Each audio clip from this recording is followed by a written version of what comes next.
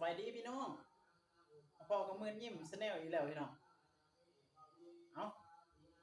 วันนี้สิพามากิน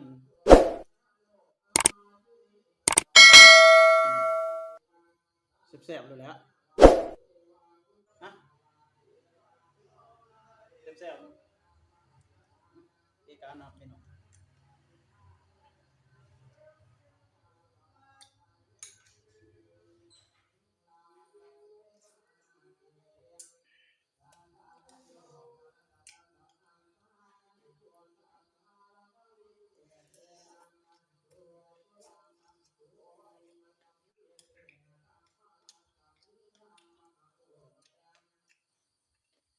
อืม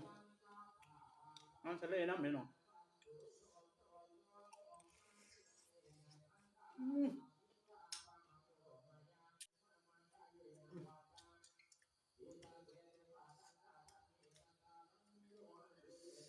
อืม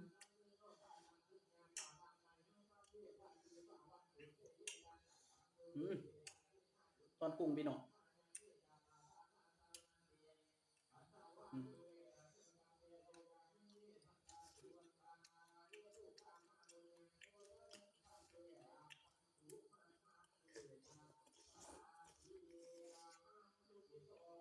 อืม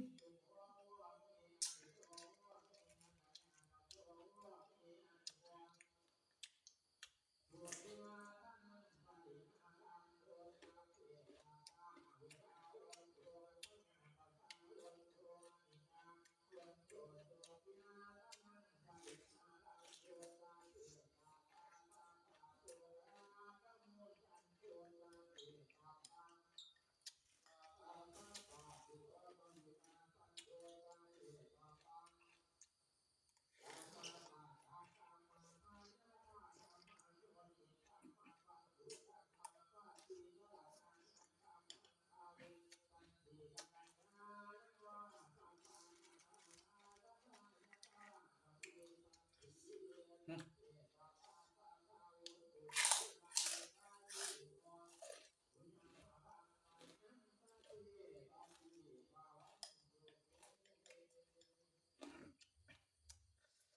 อืมแซ่บเนาะ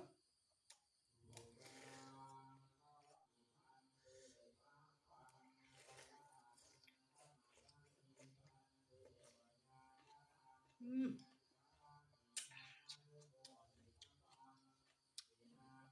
เฮ็ดเองพี่น้อง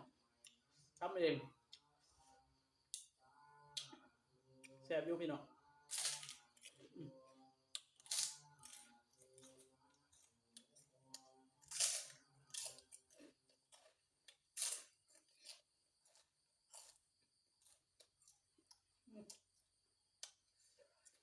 กล่องก็บ่แจ้งปานใดฮ้อนๆพี่น้อง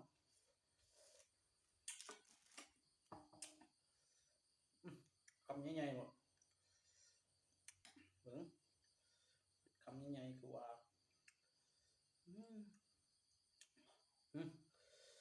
เต็มบวงเลยพี่น้อง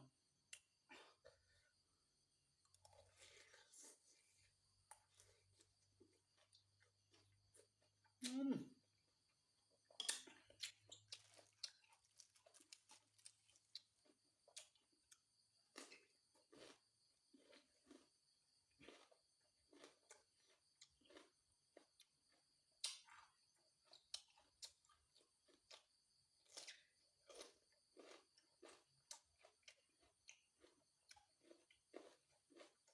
ผม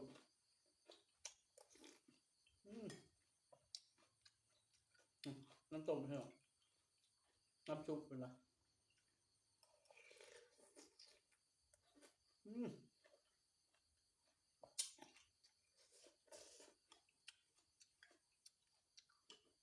อืมมีกุ้งน้ำพี่น้อง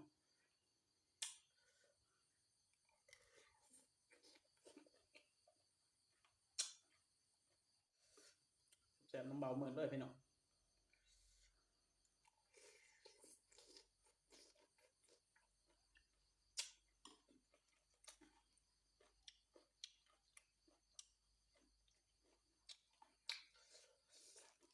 อืมอืม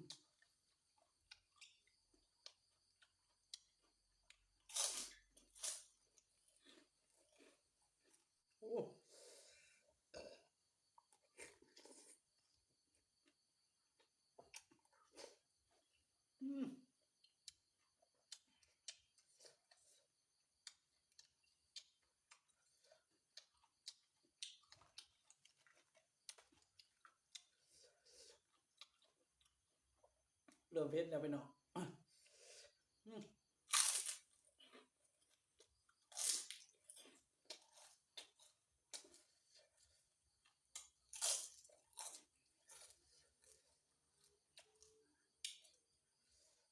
อ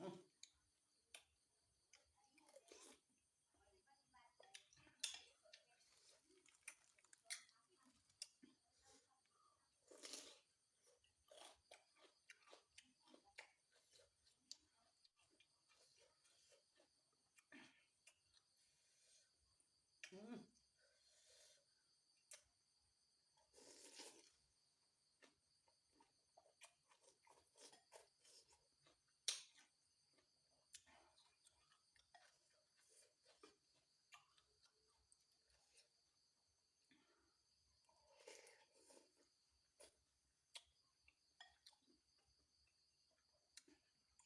อืมเผ็ดอีหลีพี่น้อง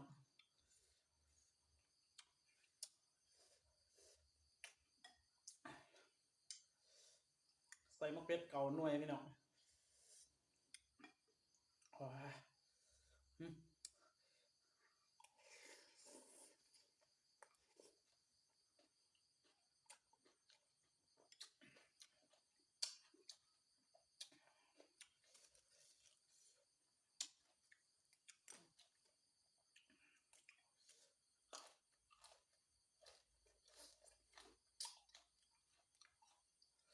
อืม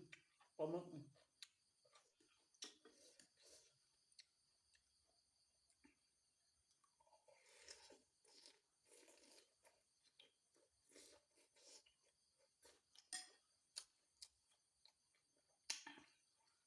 อืมเป็นยำยกตัวไรก็ใหญ่ไรอืม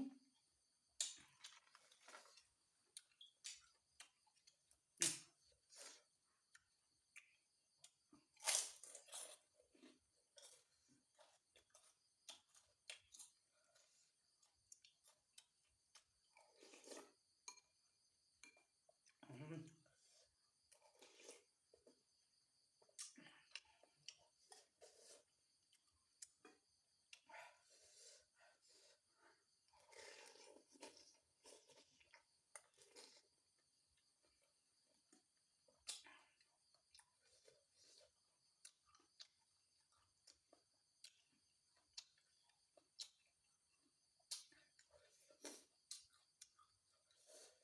อืมตาแดงเลยเด้อพี่น้องเผ็ดไรพี่น้องเบิ่งแล้วอย่าลืมกดติดตาม20,000ยิ้ม Channel นี้เด้อพี่น้อง20,000ยิ้ม Channel มืดภาษาไทยหมื่นยิ้มภาษาไทยพี่น้อง Channel ภาษาอังกฤษ CHANNEL พี่น้องขอขอบใจ